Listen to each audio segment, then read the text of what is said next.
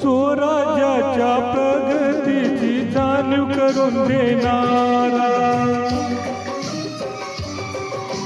स्वराज्याच्या प्रगतीची जाणीव करून देणारा, 16 खरा हा गौरवशाली परंपरा जपणारा, एकता संस्कृती आणि प्रगतीचा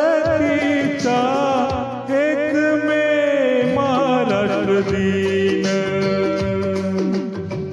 मराठी माणसाच्या संघर्षाचा एकमेव महाराष्ट्र दिन.